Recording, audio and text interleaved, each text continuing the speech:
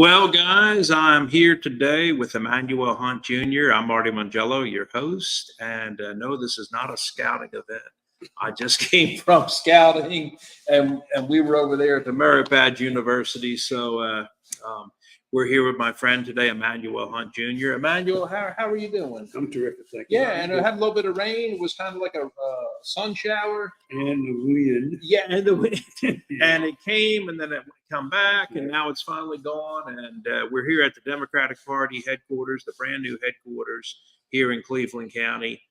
Thank you to the Democratic women of Cleveland County.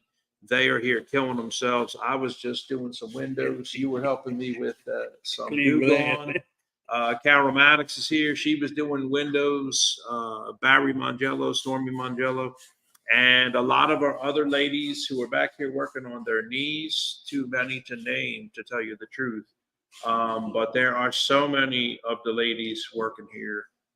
It is unbelievable to get this headquarters. I haven't seen very many men. Where are all the men? That's a good question. Yeah. Hide. Get on out here, okay, before you get in trouble. But a big thing we're trying to do today is help Emanuel and get the word out and interview him. You may have seen the petition to allow Emanuel Hunt Jr. To get onto the Cleveland County petition to get onto the ballot. Right. And so we need a petition to do that because, he actually is trying to contribute to the county.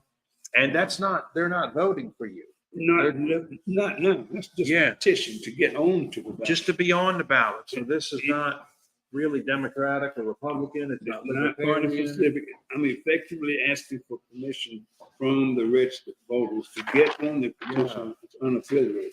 And we got open lines here, gang. So if you would like to contact him, what would be the best way?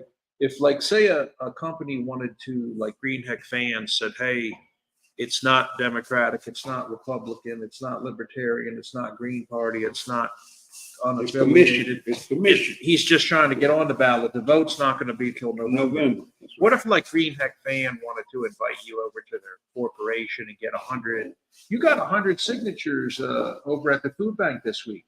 I did. Absolutely. Well, how did that happen? Well, Carol and I went out there and went car to car as they were waiting in line to get the food. Oh, wow. Basically, I mean, thanks to, Francis Weber. Yeah, Francis Weber. Yeah. Thank you, Francis. Yeah. She had told us every other Friday they'd have a big crowd. And boy, do they have a big crowd. So we just went car to car with my little clipboard there. Yeah. I asked, may I please get on your ballot? And what do they need to be on the clipboard? Can anybody sign this if they're visiting from Rutherford County? No, they have to be a Cleveland County resident. Cleveland County resident. At least 18 years old. At least 18. You don't have to be 21. And a registered voter. You have to be registered. Right. So if you believe in the vote, whether you're Republican or Democrat, and you want to help get Emanuel on the ballot, please. And what is the best way to contact you? Well, that's what we're trying. I've got a cell phone. Okay. And I can put that out here. I can put that out here for folks. Yeah. What I would like to do is have some creativity to get maybe some teams out there, to contact me when they get several sheets. Okay. Each sheet has 20 slots, for 20 signatures. And are you a 704? No, I'm a 404 because I came back from Atlanta and brought myself. Okay. All right. 404 780 5224 5224. And I always tell people, like, if you don't like who's contacting you, you can just block them because, goodness gracious, I get who knows how many of those. Yeah, like scams, spams. Yeah. And even give to Joe Biden and stuff. Yeah. I mean, I've already given to Joe Biden, several times. So I'm getting those. And if I want to delete, if I want to block, it's very easy. So the other thing about it, I'd like to ask Marty, is if you make that form available, really, I'd like, I need more foot soldiers. I get someone that didn't mind going out and soliciting on my behalf. Okay. That's probably about it. I know we got several sheets my wife and I signed. Yes, thank you. Thank you. So we'll just put the Emanuel Hunt Jr. needs your help. And that is very important that you remember the junior, Emanuel Hunt Jr. So today. And we can even say with what? With more. I'm calling them ground pounders because that's More Yep. ground troops. Yes. Okay, we'll give it an exclamation point, and let me put that up, guys. If anybody has a question for Emanuel, we are taking questions today live here on the air, so please send in your questions. They will pop up and be shared here for everybody to see. And where were you born? I mean, that's a good question coming in all the time from people. Where was he born? Where's he from? I was born right here in Shelby, North Carolina, Cleveland County, Shelby Memorial Hospital. Oh gosh, Grove okay. Street. Yeah. Okay, on Grove Street. Yeah, a while back, but yeah. Okay, Yeah. and did you go to childcare or daycare No, or childcare. school or? No, we didn't have child care. Mom Yeah, stayed at Mom. home. Yeah, Wow. we had ended up being 8 of us. Wow, 8 of you. 8 of us. Oh my God. By today's standards, we couldn't afford it. Yeah. But No, yeah, people say so bad, so tough, like it's impossible to afford. yes, sir. Yeah, Yes, sir. and you guys have 8. Now, where are you in that 8? I'm the oldest. You're the The oldest. first Oh, gosh. one. Man, Mr. Responsibility. Yeah, you know it. Yeah. The third Yeah. parent. The third Yeah, parent. the third parent. Okay. Back in those If days. anybody can relate to this, I think this is one of the good things about getting to know Emanuel. People ask questions like, well, who is this guy? I don't know him. This is a good opportunity to do that But here I am. I'm With- ready. with your questions. And another one that we have is, what school did you go to? So, Well, I went to Cleveland High School. I started in Green Bethel in Boyne Springs. mhm, Actually, my transportation determined what school I went to. right. My dad would find out people, and they'd stop by and pick me up in the morning. And as it happened, until I got to 4th grade in Green Bethel in Boyne Right. Springs. Right. And that time, that ride sort of dissipated. So he got the ride going to Cleveland. So Yeah. Was busing a big thing? No back in- busing. Wow. no bus. Well, not for this area. Yeah. They had buses out in Boyne Springs. Mm. The Cleveland High School did not do buses. Amazing. Looks like another question we have here is, what do you feel influenced your personality and character most towards making you the man that you are today? Yeah, I think this is a good one. Well, Yeah. yes, how long you got? How long you got? Oh, we got plenty of time, and we want to put up the call for help here, guys. So we're going to put up that stroller for Emanuel Hunt Jr. Call for help here. If you're watching this show later, you'll see the phone number here where you can call him. We would especially like to be invited to any large gatherings, large churches, corporations, companies, associations, federations, anywhere that somebody could get like 50 to 100 signatures. We don't have much time left, March 1st.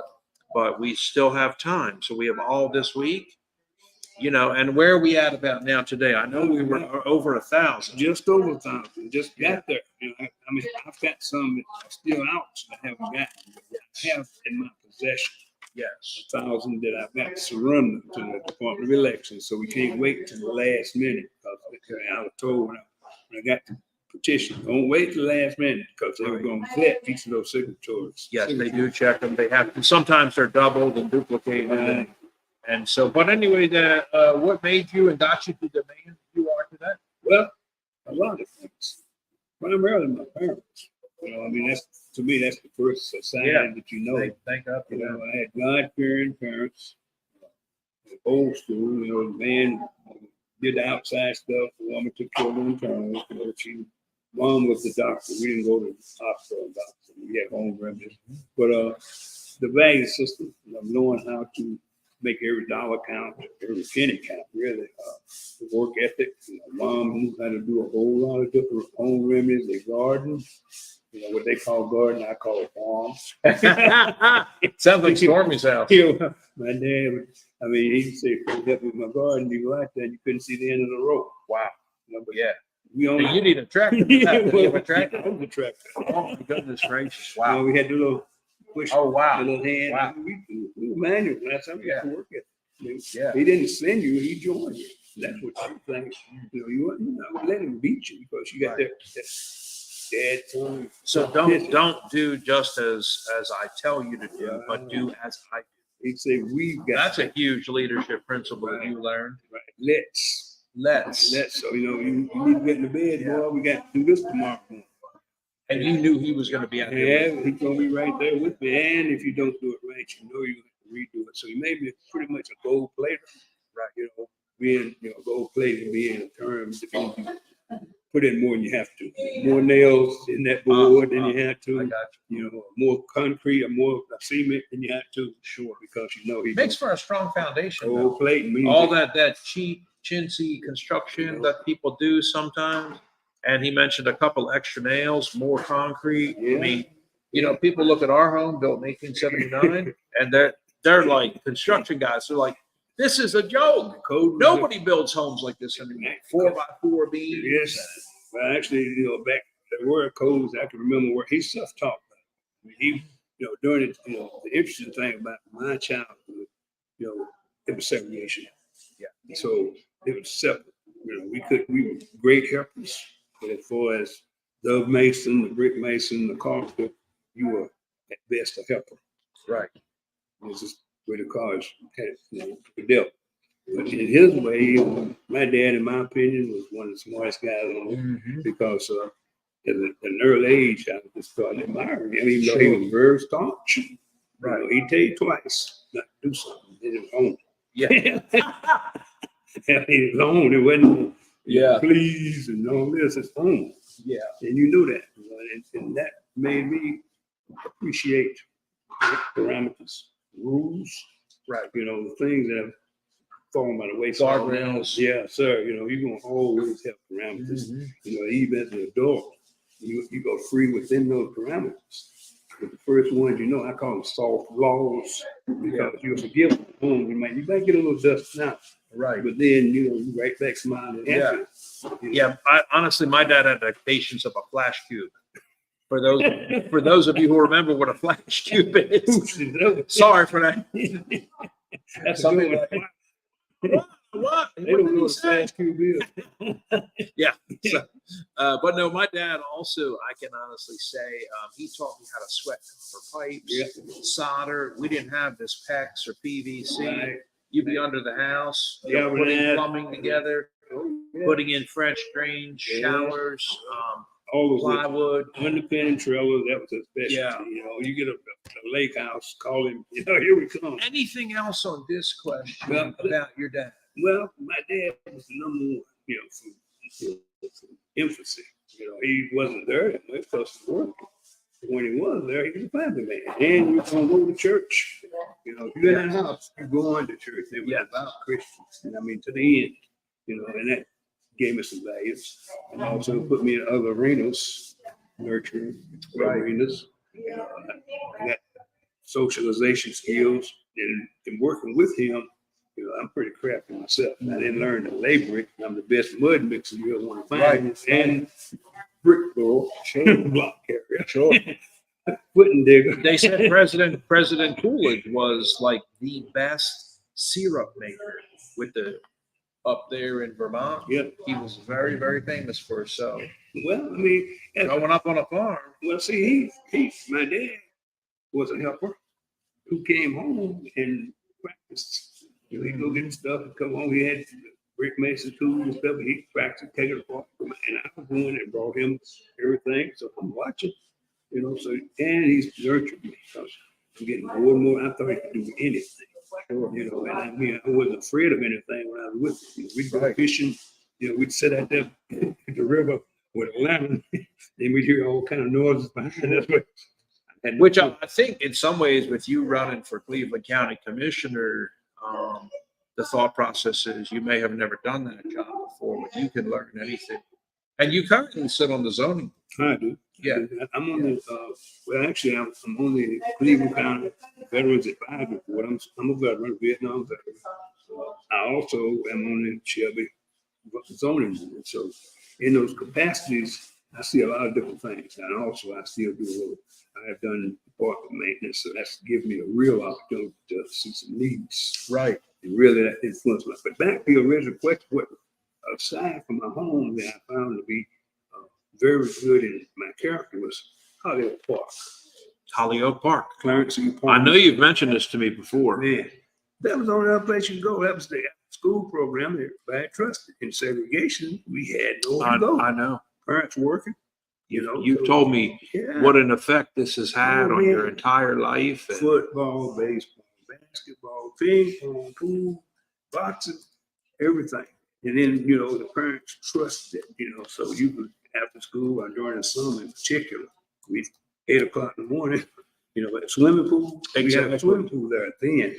See, and you said that this also led to you later on in your life, that you became the person running the Holyoke Park. But at the time you were living down in Atlanta, I think, doing your master's degree. Well, actually, I lived it. Now I left when I graduated from high school. I went to Salisbury, Livingston College. Stayed there 4 years. Got a degree in mathematics, BS in mathematics. I was hired last semester of my senior year by Western Electric. I hadn't graduated yet, but they hired me to be in Atlanta, Georgia. Yes. So I graduated May 30th and June 3rd. I was on my job then. And you found your lookalike Holyoke Park. Well, no, I came back too. I was coming in, but I never forgot Holyoke Park. When I returned, my dad passed. I always had a love for it. I saw the need. First of all, I was irritated ones with they fill in with dirt. The pool was still fill there. in with dirt. Yeah. So I started a campaign to find out, okay, you're building another what, but all after segregation subsided, the Civil Rights Act. It seemed like everybody assimilated to Shelby City Park. And that part sort of forgot. But it's actually something makes us unused property. Right. And the last real construction was in 1959 in June. Right. So 69, 79, 89, 99, 2009, 2019, 2029. We're coming up on 60 years of little to no upgrade. And I think that's a big passion project for you. I started campaigning. In fact, in that process of transitioning back and visiting, I never lost connection. And I had siblings telling me stuff. Right, of course, yeah. Come home for Christmas. Yeah. Where you gonna go? Yeah. Other than sit home. But then, I started becoming more of an activist. I saw it where they put the little playground and stuff like that, but that's for kindergarten kids. They did go in and do some covering up what we call the old center. But as far as they made a parking lot out of tennis court, the real good activities that I enjoy are gone. It's not the kids gone. That's so I started talking to the director, and you couldn't walk around without hitting potholes, deep potholes. Right. And then you go to the center, the gutters were falling off, and the rain and water was running over and out. The air conditioners were working. So I went got my own personal campaign. Me. Find out who he is. He knows me. And I went and I said, why do you got all this over at Shelby City Park? You got this big Olympic pool that you just expanded, but we don't have one. We don't have a shovel, which, several miles. I don't know exactly how many miles it is. Yeah. Over. But we just have a shovel to get the kids over at the old school. Sure. Fill out of it. And this is probably affecting a lot of what you and I have talked about, the anti-recidivism efforts, Right. Having kids a place to go, to stay out of trouble and develop a great childhood like you did, and be productive citizens. And the less and less of that they have, I think it becomes more and more of a problem. Because if you're bored to death, and there's nothing to do, and you can't make it over there to the big Shelby Olympic pool, You're going to do something wrong. Yeah. So I think it's very important. Another question we have here is, why are you so civically involved? Why is that? I got involved civically when I was working for the same system, the Bell system. I retired from Bell Communications, but I went from Southern Western Electric, Southern West, Bell South Services, Bell South Telecommunications. I was an engineer, associate, computer programmer. I was a contract manager, I was a purchasing manager, and then I ended up being a certified project manager. But in doing all that, I also sidelined. I'm certified small engine mechanic, so in the house I had people finding I could fix it. I have lawnmower sitting in the carport, and I be home to eat, Yeah. Wow. So I'll be working on that. I mean, I like working with my hand. I guess that's Yeah. my daddy in me, Yeah. but I can fix them. I went, That's what's important. I went to the I mean, camp. honestly, you could lose your shorts with a lawnmower being broken. Yes. And I bought a used one, so the guy would call me and say, "Oh, I have to come down with a trailer, Yeah. drive it up on the trailer, take it back to the shop. I'll be back in a few weeks." Yes. And I was like, You can't "This wait. is killing me," and I'm waiting like weeks, Yeah. and he's got to pick it up now. $50. Why did I buy this lawnmower? And every time he did that, it was like 200, That's 250 right. bucks. That's right. But I was the guy. See, what would happen is back then, there wasn't a whole lot of zero turn. Push marks, right? Snappers, right? You might get a snap. But I went to school. I'm a certified small engine mechanic as well. Wow. When I was a story behind that, I went to grad school tonight. In those years, I got married and all that. Yeah. Then I graduated from grad school. I was bored. Excuse me. So I went on and got small engine certified. Man, yeah. Hey, that's a handy thing to have. Man. Some of our team members at the end of the Patriots, they asked me, like, what can we get this year for Christmas? And I told them, we'll get everybody a lawnmower. So, and when we went out and bought them lawnmowers, that's what they wanted for Christmas. So we bought them lawnmowers, but I got them with that pull handle, self-assisted. Yeah. So another question that has come in here is, why are you not on the ballot today? Why are you doing this? Well, that's the story behind it. It seems like, I have to jump a fence to get everywhere I need to go. Just making up things myself. Unbeknownst to myself, with all these things I found happening, when I go check on it, always, you got to go to the county. You got to go to the county. You can't do it shelf. It's the county. Right. So when I got doing research, I started going to the county commissioner meetings, I started going to city council meetings, and I realized, okay, go in and plead the case. And they sit there and listen, really nice, polite. But I never heard anybody.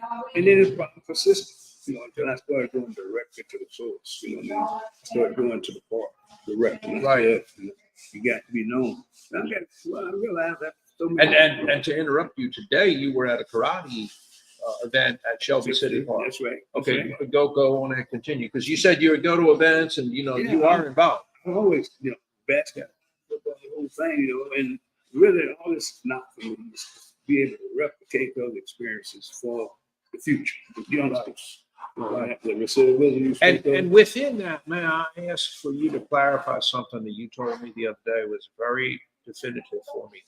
You were telling me about, like, kids would be dropped off and the parents knew they were good and they were with you and they were at the center and you were in charge.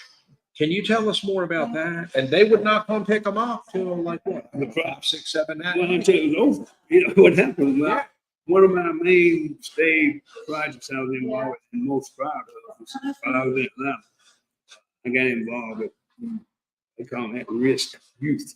Yeah, 17 and 25 years That's old. perfect. Young men that were known back in the 80s as throwaways.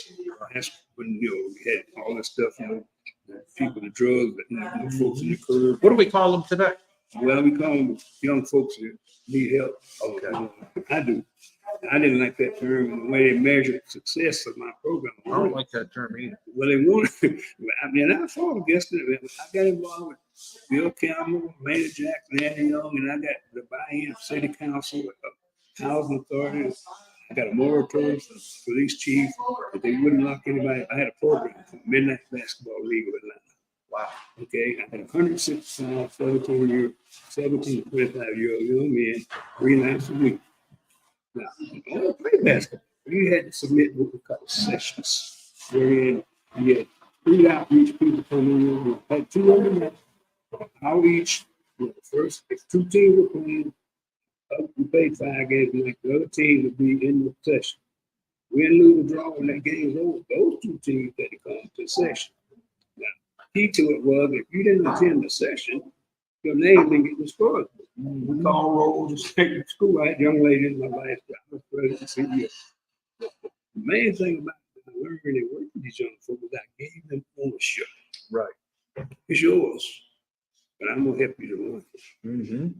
and I'm gonna help you to fund it. And that was amazingly successful. Oh, yeah, because we had, like I said, it's free outreach. We had voter registration, at least middle school, for 12 weeks every summer. And we had Tuesday, Wednesday, Thursday, we had the activity, 10 to 2 a.m. We had police officers there because we had all the people there. Right. Supposedly we reduced crime by 60%. That's nice. I mean, if you had the cops came to the event and stuff like that. I had the mayor give them tokens to meet at a certain location and be transported there. Right. You know, and we had the housing authority, they were funding us. You know, I had 300 people in the stand. Well, I'm sure they were, because the more you see success, and then the more they want to give. So baby steps towards success. Yeah. Well, guys, if you would like to help Emanuel, this is your chance. 404-780-5224. Give him a call. He does need help with more ground troops. If you're watching this later and you'd like to just talk with Emanuel or have some more questions, or, with him being so involved here in Cleveland County, and eventually running for Cleveland County Commissioner, by you helping him get on this ballot, you may want to speak with him and say, hey, these are some of my concerns. This is what I saw going on over here. This is what we've noticed with the water there. This is a pipe that's leaking or what have you. It seems to me like he would like for you to call him and talk with him. And that's pretty big, because a lot of the commissioners, honestly, in this, they do hide. And they would never have their phone number out. And if you could call it for 5, 6, 8 times or email them. Yeah. And we have received complaints also about the rudeness of not even answering an email or a mail. So, I mean, here is the exact opposite. Here is Emanuel Hunt Jr., and he's saying, here's my phone number.